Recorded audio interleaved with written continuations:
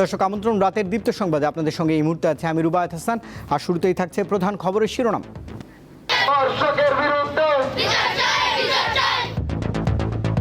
এক সপ্তাহের মধ্যে রামিসা হত্যা মামলার তদন্ত প্রতিবেদন দিতে আইনমন্ত্রীর নির্দেশ। স্বরাষ্ট্রমন্ত্রী বললেন, দ্রুত সময়ে দেওয়া হবে প্রতিবেদন। দেশ জুড়ে ক্ষোভ। এই মামলার তদন্ত প্রতিবেদন যতটা দ্রুত সম্ভব এক সপ্তাহের মধ্যে করার ব্যবস্থা করেন। জুন মাস থেকেই বিদ্যুতের দাম গ্রাহক পর্যায়ে সর্বোচ্চ শতকরা 29% পর্যন্ত বাড়ানোর প্রস্তাব বিতরণ কোম্পানিগুলোর। তীব্র বিরোধিতা নাগরিক সমাজের।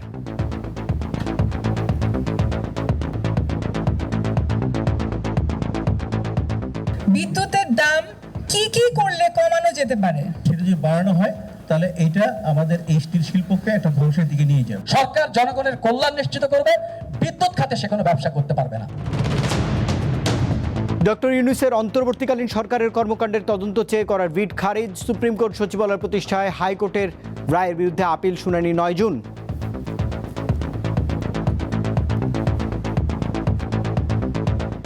এই রিট পিটিশনের মাধ্যমে এই ধরনের পিটিশনের ভিত্তিতে সরকারের মুখোমুখি বিচার বিভাগকে দাঁড় করানোর একটা প্রক্রিয়া হতে পারে, সেটিও একটা অবজারভেশনের, আদালতের অবজারভেশনের মধ্যে আছে। যশোর, কুষ্টিয়া ও মেহেরপুরে কুরবানির পশুর হাটে বেড়েছে ক্রেতা। সীমান্তে অবৈধভাবে গরু প্রবেশ ঠেকাতে প্রস্তুত প্রশাসন ও আইন শৃঙ্খলা রক্ষাকারী বাহিনীর সদস্যরা। সতর্কতা আরও বাড়ানো হয়েছে আমাদের সাইড থেকে। শূন্য লাইনে টহল আমরা আগের চাইতেও বাড়িয়েছি। অ্যাটলিস্ট কুষ্টিয়ার এই সীমানা দিয়ে গরু প্রবেশ করা সম্ভব। ঈদ উল আজহায় ভারতের পশ্চিমবঙ্গে গরু বিক্রি ও কুরবানিতে নিষেধাজ্ঞা আরোপ বিজেপি সরকারের। এতে সবচেয়ে বেশি ক্ষতির মুখে পড়েছেন হিন্দু খামারিরা।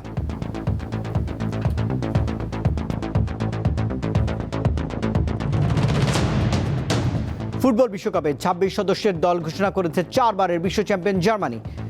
ইউলিয়ান নাগলসমানের স্কোয়াডে থাকছেন 40 বছর বয়সী ম্যানুয়েল নয়ার।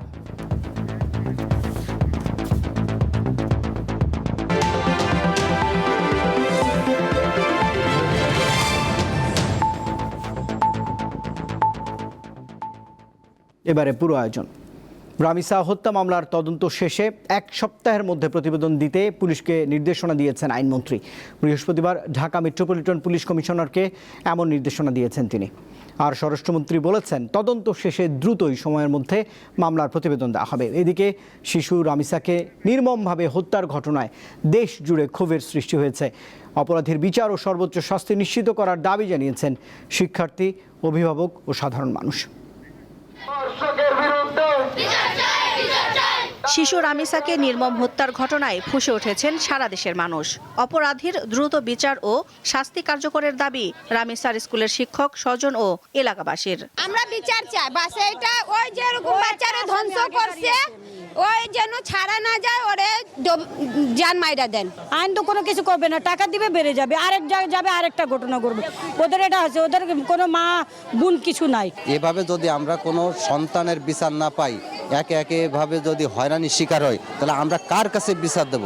অবশ্য রামিসার বাবা বলেছেন, তিনি বিচার চান না। বিভিন্ন অপরাধের দৃশ্যমান বিচার ও শাস্তি কার্যকর না হওয়ায় ক্ষোভ প্রকাশ করেন তিনি। আমি কিছুই চাই না, বিচার আপনারা করতে পারবেন না।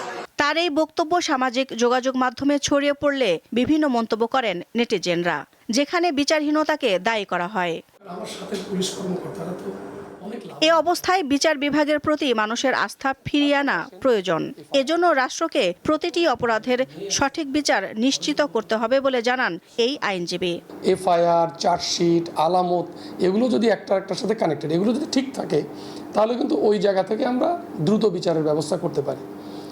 আরেকটা হচ্ছে এই যে বিচারহীনতার যে সংস্কৃতি আমরা দেখতে পাচ্ছি বেশ কিছুদিন থেকে, বিচারহীনতা, এটাকে আমি যেটা বলবো যে মানুষ যেন বিচার ব্যবস্থার কাছে যেন তার শেষ আশ্রয়স্থল হিসেবে নির্ভর করতে পারে, তার দৃষ্টান্ত আসলে সরকারকেই প্রতিষ্ঠা করতে হবে। দুপুরে রামিসার পরিবারের সাথে দেখা করেন সংসদ সদস্য সানজিদা ইসলাম তুলি। এ সময় তিনি বলেন, বিচার অবশ্যই হতে হবে। এই ঘটনাগুলো আর কখনো অ্যাকসেপ্ট করা যাবে না। আসলে আমাদের পক্ষ থেকে এটাই কঠোর শাস্তি নিশ্চিত করতে হবে এরকম বাবা মা, আমাদের মতো যারা বাবা আছে তাদের জন্য। এদিকে রামিসা হত্যা মামলার তদন্ত শেষে 1 সপ্তাহের মধ্যে প্রতিবেদন দিতে পুলিশকে নির্দেশ দিয়েছেন আইনমন্ত্রী। আর স্বরাষ্ট্রমন্ত্রী বলেছেন তদন্ত দ্রুত শেষ করা হবে। আমরা এটুকু এসিউরেন্স দিতে পারি, আমাদের পক্ষ থেকে সংক্ষিপ্ত সময়ের ভিতরে সুষ্ঠু তদন্ত করে চার্জশিট দাখিল করা হবে। পুলিশ কমিশনারকে টেলিফোন করে বলেছি এই মামলার তদন্ত প্রতিবেদন যতটা দ্রুত সম্ভব 1 সপ্তাহের মধ্যে করার ব্যবস্থা করেন। আমরা এটাকে সর্বোচ্চ গুরুত্ব দিচ্ছি। যদি আমরা এই বিচার প্রক্রিয়াটাকে প্রত্যাশিতভাবে অতি দ্রুততম সময়ের মধ্যে করতে পারি, সেটাই হবে আমাদের জবাব। সকল অপরাধের বিচার নিশ্চিত করতে সরকার পদক্ষেপ নিচ্ছে বলেও জানান তিনি। সুপ্রিম কোর্টের কনফার্মেশন লাগে। দিলশাদানি, দীপ্ত সংবাদ, ঢাকা। শিশু রামিসার দাফন শেষে ঢাকায় ফিরেছে তার পরিবার। তবে মুন্সিগঞ্জের সিরাজদি খান উপজেলার গ্রামের বাড়িতে এখনও শোকে কাতর রামিসার দাদা। প্রায় সময়ই টান কাটছে রামিসার কবরের পাশে দাঁড়িয়ে থেকে। 90 বছরের মজিবুর রহমান মোল্লা এভাবে অপলক দৃষ্টিতে তাকিয়ে আছেন নাতনি রামিসার কবরের দিকে। চোখে মুখে অসহায়ত্ব আর শোকের ছাপ। নৃশংসভাবে হত্যার শিকার শিশু রামিসার দাফন শেষে পরিবারের সদস্যরা ঢাকায় ফিরেছেন, কিন্তু দাদা মজিবুর রহমানের সময় কাটছে রামিসার কবরের পাশে।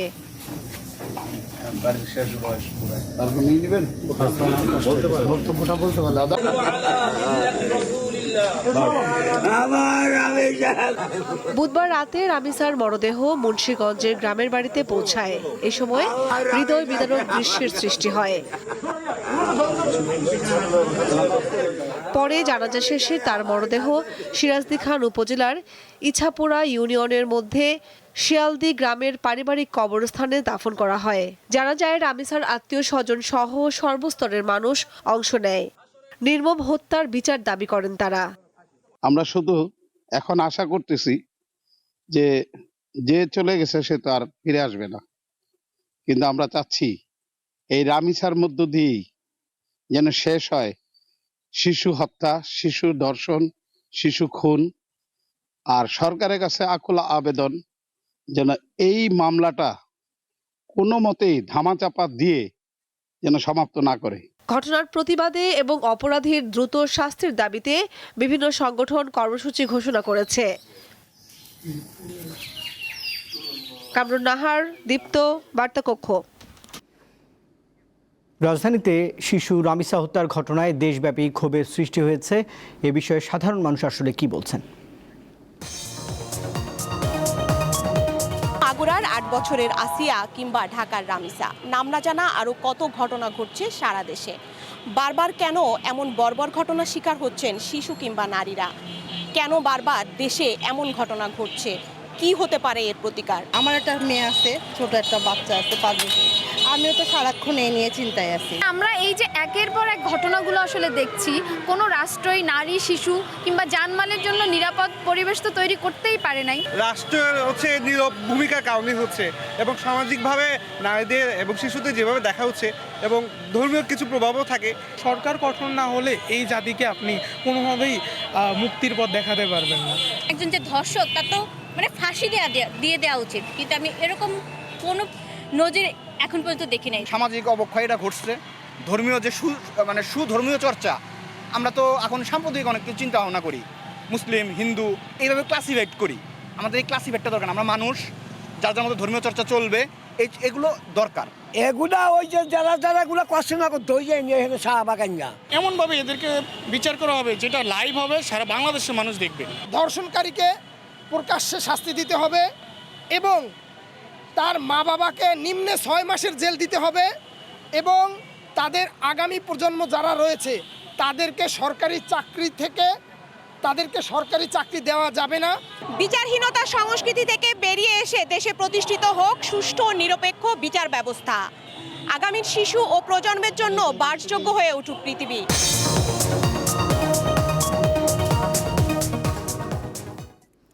নিহত শিশু রামিসার বাসায় গিয়ে তার বাবা মায়ের সঙ্গে দেখা করে খোঁজ খবর নিয়েছেন প্রধানমন্ত্রী তারেক রহমান। রাত 10:30টার পর রামিসাদের বাসায় যান প্রধানমন্ত্রী। রামিসার পরিবারের প্রতি সমবেদনা জানান এবং দ্রুত বিচারের আশ্বাস দিয়েছেন প্রধানমন্ত্রী। এছাড়া রামিসার বড় বোনের ভবিষ্যতের দায়িত্ব নেন তিনি। এ সময় উপস্থিত ছিলেন স্বরাষ্ট্রমন্ত্রী সালাউদ্দিন আহমদ, আইনমন্ত্রী মোহাম্মদ আসাদুজ্জামান, যুব ও ক্রীড়া প্রতিমন্ত্রী আমিনুল হক সহ আরও অনেকেই।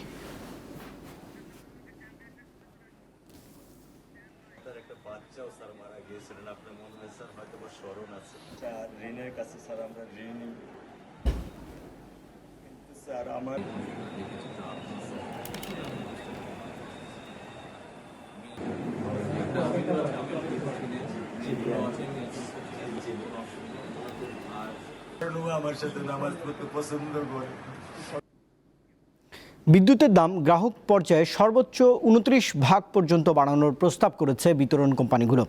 জুন মাস থেকেই এর বাস্তবায়ন চান তারা। বৃহস্পতিবার রাজধানীতে বিইআরসি আয়োজিত গণশুনানির দ্বিতীয় দিনে এই প্রস্তাবের যৌক্তিকতা তুলে ধরে সংস্থাগুলো। তবে এই উদ্যোগের তীব্র বিরোধিতা করেছে নাগরিক সমাজ। এত দ্রুত সময়ে গণশুনানির আয়োজন নিয়েও প্রশ্ন তোলেন তারা।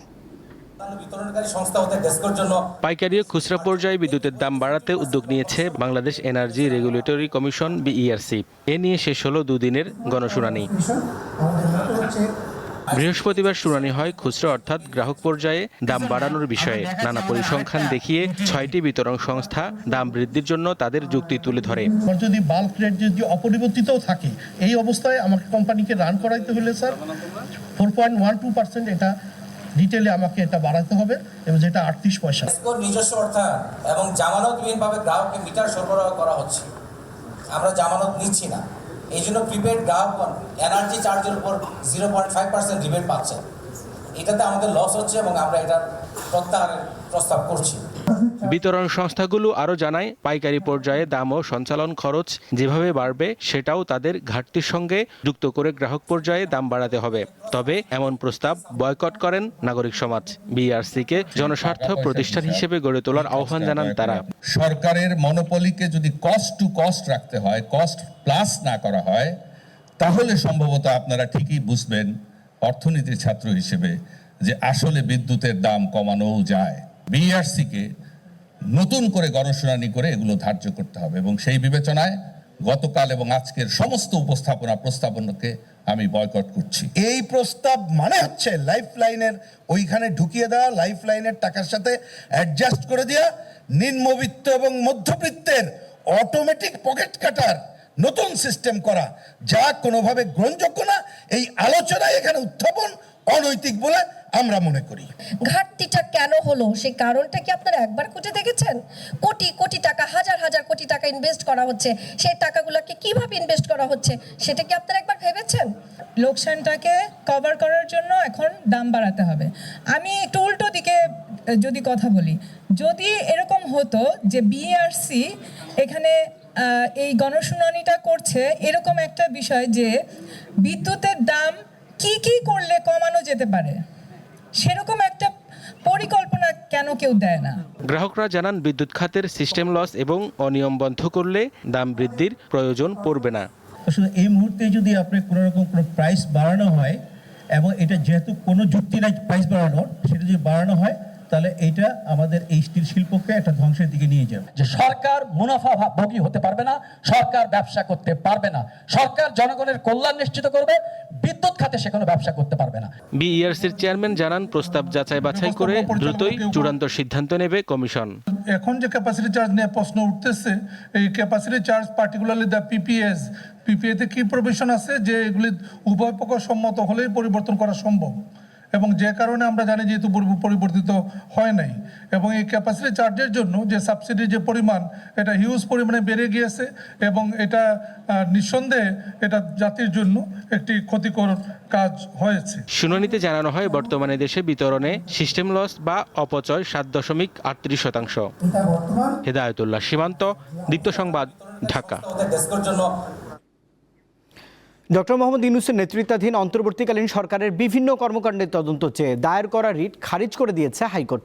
সরকারের সঙ্গে বিচার বিভাগকে মুখোমুখি করতে এই রিট করা হয়েছে বলেও জানিয়েছেন অ্যাটর্নি জেনারেল। এদিকে সুপ্রিম কোর্ট সচিবালয় প্রতিষ্ঠায় হাইকোর্টের রায়ের বিরুদ্ধে আপিল করেছে রাষ্ট্রপক্ষ। বৃহস্পতিবার সুপ্রিম কোর্টের সংশ্লিষ্ট শাখায় আপিলটি দায়ের করা হয়। আমি মোহাম্মদ ইউনুস। সাবেক প্রধান উপদেষ্টা ডক্টর মোহাম্মদ ইউনুস ক্ষমতা ছেড়েছেন প্রায় 3 মাস, কিন্তু এরই মধ্যে তার শাসনামলের সামগ্রিক বিষয় নিয়ে হাইকোর্টে কয়েকটি রিট হয়, যার মধ্যে গত 17 মে অন্তর্বর্তী সরকারের কর্মকাণ্ডের তদন্ত চেয়ে একটি রিট আবেদন করেন এক আইনজীবী। প্রধান উপদেষ্টা পদের ওই আবেদনের শুনানি শেষে বৃহস্পতিবার বিচারপতি আহমেদ সোহেল ও বিচারপতি ফাতেমা আনোয়ারের বেঞ্চ রিটটি সরাসরি খারিজ করে দেন। আমরা একটা ইনকোয়ারি কমিশন অ্যাক্টের আওতায় একটা ইনকোয়ারি কমিশন চেয়েছিলাম, যেসব অন্যায় কাজগুলো হয়েছে, যেসব মব হয়েছে, ভাঙচুর হয়েছে, ইলিগাল কাজ করেছে, করাপ্ট প্র্যাকটিস হয়েছে, এর উপর একটা ইনকোয়ারি কমিশন করার জন্য। তো কোর্ট শুনে আজকে এটা সামারি রিজেক্ট করেছেন, শর্ট অর্ডার দিয়ে রিজেক্ট করেছেন। অ্যাটর্নি জেনারেল বলেন, আইনি প্রতিকারের জন্য নয়, বরং রাজনৈতিক উদ্দেশ্যে রিটটি করা হয়। মৌলিকভাবে আদালত যেটা বলেছেন যে এই রিট পিটিশন, যেটা সম্পর্কে আমি বলেছিলাম যে যিনি রিট পিটিশন দায়ের করেছেন তিনি কোনো আইনি প্রতিকারের নয়, বরং তিনি কোনো অবলিক ইন্টেন্ট নিয়ে এটা করেছেন, সেটিও আদালত সেটা বিবেচনায় নিয়ে বলেছেন যে এই রিট পিটিশনের মাধ্যমে এই ধরনের পিটিশনের ভিত্তিতে সরকারের মুখোমুখি বিচার বিভাগকে দাঁড় করানোর একটা প্রক্রিয়া হতে পারে, সেটিও একটা অবজারভেশনের আদালতের অবজারভেশনের মধ্যে আছে। একই দিনে সুপ্রিম কোর্ট সচিবালয় প্রতিষ্ঠায় হাইকোর্টের রায়ের বিরুদ্ধে আপিল করেছে রাষ্ট্রপক্ষ, যেখানে রাষ্ট্রপক্ষ হাইকোর্টের রায়ের কার্যকারিতা স্থগিত চেয়েছে। এই রায়টা যদিও হাইকোর্ট রায় দিয়েছেন, কিন্তু হাইকোর্ট কিন্তু এটাও বলেছেন যে এর সঙ্গে সাংবিধানিক এবং আইনগত মৌলিক প্রশ্ন জড়িত, যেটা সুপ্রিম কোর্টের আপিল বিভাগে নিষ্পত্তি হওয়া প্রয়োজন। সুতরাং প্রকারান্তরে হাইকোর্টের রায়ের মাধ্যমে কিন্তু হাইকোর্ট নিজেই বলেছেন যে তার রায়টি চূড়ান্ত নয়। তো আপিল বিভাগ যতক্ষণ পর্যন্ত নিষ্পত্তি না করবে ততক্ষণ পর্যন্ত এই রায়ের কার্যকারিতা স্থগিত থাকবে, এমন একটা প্রার্থনা আমরা আদালতের কাছে করেছি। এ বিষয়ে আগামী 9 জুন শুনানির জন্য দিন ধার্য করেছে চেম্বার আদালত। মাহিদুর রহমান, দীপ্ত সংবাদ, ঢাকা। কুরবানির ঈদ ঘিরে ক্রেতা সমাগম বাড়ছে যশোর, কুষ্টিয়া ও মেহেরপুরের পশুর হাটে। শেষ সময়ে পশু পরিচর্যায় ব্যস্ত সময় পার করছেন খামারিরা। এদিকে সীমান্ত দিয়ে অবৈধভাবে গরু প্রবেশ ঠেকাতে প্রস্তুত প্রশাসন ও আইনশৃঙ্খলা রক্ষাকারী বাহিনীর সদস্যরা। মহিদুল জামান কাজল, বাড়ি যশোর সদরের সীতারামপুর গ্রামে। শখ করে তিনি 2017 সালে মাত্র 5টি গরু নিয়ে খামার শুরু করেন। বর্তমানে তার খামারে রয়েছে 42টি গরু। মহিদুলের খামারের বিশেষ আকর্ষণ আমেরিকান ব্রাহ্মা জাতের গরু। বর্তমানে গরুটির ওজন দাঁড়িয়েছে প্রায় 950 কেজি। দাম চাওয়া হচ্ছে 14.5 লাখ টাকা। প্রতি বছরে আমার একটা দুটো বড় গরু থাকে, এবছর অবশ্য 6টা বড় গরু হয়েছে। তো সবচেয়ে আছে বড় গরু যেটা মানে সেটা হলস্টাইন ফ্রিজিয়ান, ওয়েট বেশি, কিন্তু দামি গরু সবচেয়ে বেশি হলো আমেরিকার হলো ব্রাহ্মা। এছাড়া তার খামারে দেশি বিদেশি বিভিন্ন জাতের গরু রয়েছে।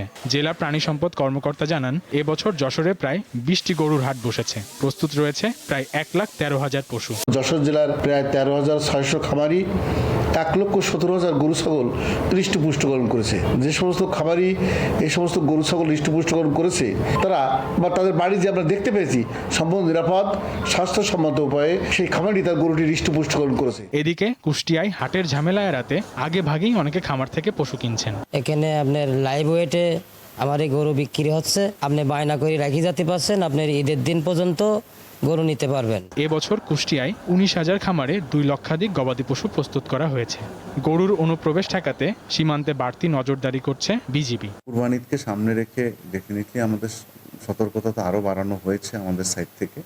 শূন্য লাইনে টহল আমরা আগের চাইতেও বাড়িয়েছি। অ্যাটলিস্ট কুষ্টিয়ার এই সীমানা দিয়ে গরু প্রবেশ করা সম্ভব। এদিকে দিনরাত গবাদি পশুর পরিচর্যায় ব্যস্ত সময় পার করছেন মেহেরপুরের খামারিরা। ভালো জাতের মানের গরু এখানে সংগ্রহ করে নিয়ে এসে অনেক যত্ন সহকারে অনেক ভালো করে লালন পালন করে এদেরকে বড় করে কুরবানির উপযুক্ত করে তারপরে বিক্রি করে। যে গরুগুলো যে খাবারগুলো দেওয়া হয় সেগুলো কোনো কেমিক্যাল জাতীয় কোনো খাবার দেওয়া হয় না। আমাদের যে দেশীয় খাবার সেগুলো আমরা নিজেরা তৈরি করে তাদেরকে খাওয়াই। জেলা প্রাণী সম্পদ বিভাগ জানিয়েছে, মেহেরপুরে প্রায় 1,72,569টি পশু প্রস্তুত করেছেন খামারিরা। বিপরীতে মাত্র 90,234টি পশুর চাহিদা রয়েছে। অনির্বাণ সাহা, দীপ্ত, বার্তাকক্ষ। সহিংসতামুক্ত স্থানীয় সরকার নির্বাচন আয়োজনই এখন মূল লক্ষ্য বলে জানিয়েছেন প্রধান নির্বাচন কমিশনার AMM নাসির উদ্দিন। বৃহস্পতিবার রাজধানীতে এক অনুষ্ঠানে তিনি একথাই বলেছেন। একটা লোকাল গভর্নমেন্ট ইলেকশন আমরা দিতে চাই, সুন্দরভাবে একটা ইলেকশনটা কন্ডাক্ট করতে চাই এবং আপনাদের সহযোগিতা চাই। আপনারা দয়া করে জাতিকে ঐক্যবদ্ধ করার চেষ্টা করুন আমরা অ্যাওয়ারনেস ক্যাম্পেইনটা জোরে সোরে চালু করব, স্টেক হোল্ডারদের সাথে কথা বলবো, সবাইকে মোবিলাইজ করার চেষ্টা করব, সবাইকে একত্রিত করার চেষ্টা করব, যাতে করে আমরা এই ধরনের সংঘাত এড়িয়ে একটা সুন্দর নির্বাচন, স্থানীয় সরকার নির্বাচন আমরা দিতে পারি। হাম উপসর্গে দেশে আরও 7 শিশু মারা গেছে। এই সময়ে নিশ্চিত হামে 3 শিশুর মৃত্যু হয়েছে, আর হামের উপসর্গে মারা গেছে 4 শিশু। বৃহস্পতিবার স্বাস্থ্য অধিদপ্তরের প্রতিবেদনে বলা হয়, একই সময়ে দেশে 1423 শিশুর শরীরে হামের উপসর্গ দেখা দিয়েছে। সবশেষ 24 ঘন্টায় নিশ্চিত হাম রোগী শনাক্তের সংখ্যা 208, আর 15 মার্চ থেকে এই পর্যন্ত দেশে মোট 8275 শিশুর শরীরে হাম শনাক্ত হয়েছে।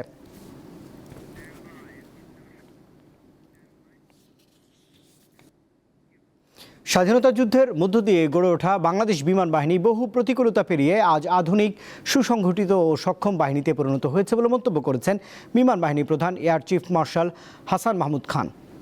সকালে যশোরের বিমান বাহিনী একাডেমিতে অনুষ্ঠিত গ্রীষ্মকালীন রাষ্ট্রপতি কুচকাওয়াজ অনুষ্ঠানে তিনি একথা বলেছেন। দেশের আকাশ সীমা রক্ষা করা বিমান বাহিনীর পবিত্র দায়িত্ব উল্লেখ করে এয়ার চিফ মার্শাল বলেছেন, একটি বিশ্বাসযোগ্য এয়ার ডিফেন্স সক্ষমতা শুধু সামরিক শক্তির প্রতীক নয়, বরং জাতীয় সার্বভৌমত্ব, স্বাধীনতা এবং জনগণের নিরাপত্তার অন্যতম ভিত্তি।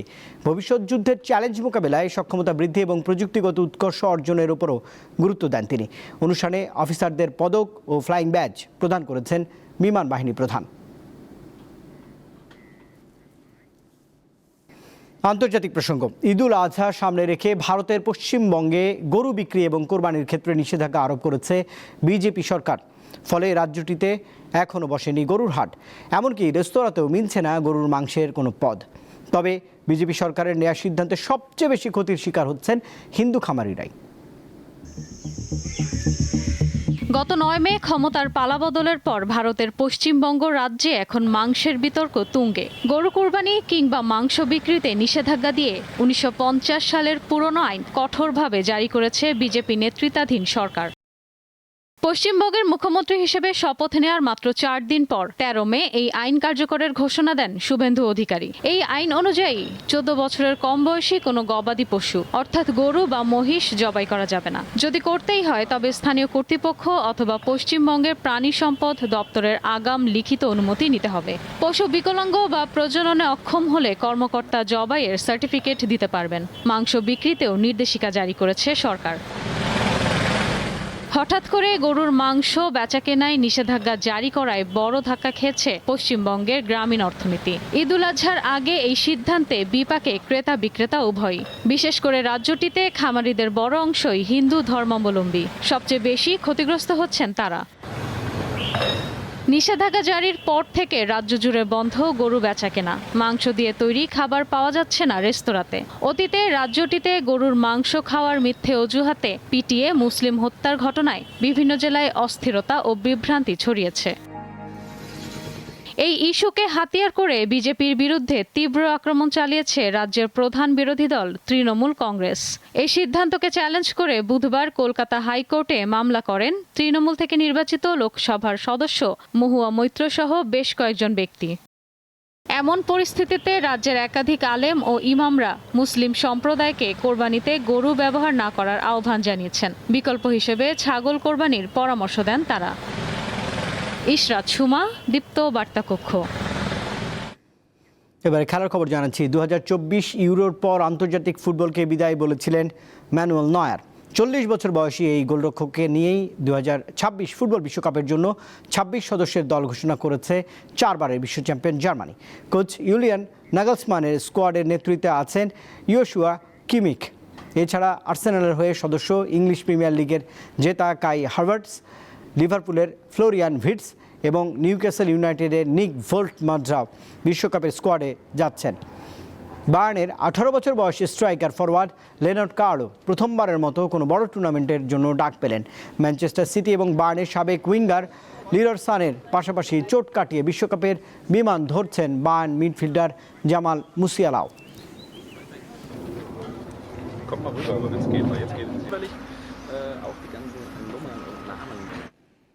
দর্শক, এই খবরের সঙ্গে শেষ করছি রাতের দীপ্ত সংবাদ। শেষ করার আগে প্রধান খবরের শিরোনাম জানাচ্ছে আরেকবার।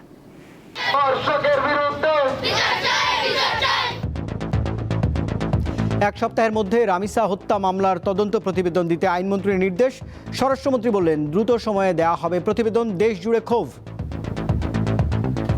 এই মামলার তদন্ত প্রতিবেদন যতটা দ্রুত সম্ভব এক সপ্তাহের মধ্যে করার ব্যবস্থা করেন। জুন মাস থেকে বিদ্যুতের দাম গ্রাহক পর্যায়ে সর্বোচ্চ শতকরা 29% পর্যন্ত বাড়ানোর প্রস্তাব বিতরণ কোম্পানিগুলোর। তীব্র বিরোধিতা নাগরিক সমাজের।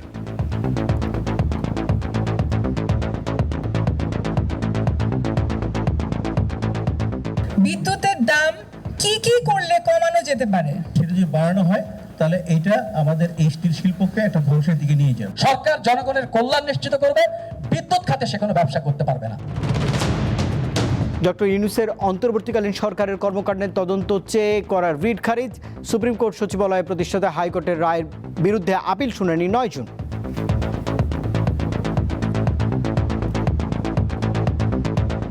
এই রিট পিটিশনের মাধ্যমে এই ধরনের পিটিশনের ভিত্তিতে সরকারের মুখোমুখি বিচার বিভাগকে দাঁড় করানোর একটা প্রক্রিয়া হতে পারে, সেটিও একটা আদালতের অবজারভেশনের মধ্যে আছে। যশোর, কুষ্টিয়া ও মেহেরপুরে কুরবানির পশুর হাটে বেড়েছে ক্রেতা। সীমান্তে অবৈধভাবে গরুর প্রবেশ ঠেকাতে প্রস্তুত প্রশাসন ও আইন শৃঙ্খলা রক্ষাকারী বাহিনীর সদস্য। সতর্কতা তো আরও বাড়ানো হয়েছে আমাদের সাইড থেকে। শূন্য লাইনে টহল আমরা আগের চাইতেও বাড়িয়েছি। অ্যাটলিস্ট কুষ্টিয়ার এই সীমানা দিয়ে গরু প্রবেশ করা সম্ভব। ঈদুল আজহায় ভারতের পশ্চিমবঙ্গে গরু বিক্রি এবং কুরবানিতে নিষেধাজ্ঞা আরোপ বিজেপি সরকারের। এতে সবচেয়ে বেশি ক্ষতির মুখে পড়েছেন হিন্দু খামারিরাই।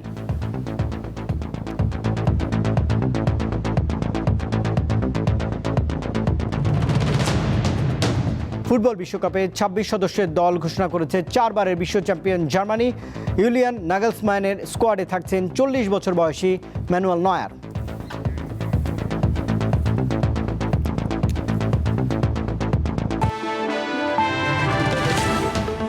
দর্শক, এই ছিল এখনকার মতো। এতক্ষণ সঙ্গে থাকবার জন্য ধন্যবাদ সবাইকে। আরও তথ্য বিনোদনের জন্য আপনি যুক্ত থাকতে পারেন দীপ্তি টেলিভিশনের ডিজিটাল প্ল্যাটফর্মগুলোতে। শুভরাত্রি।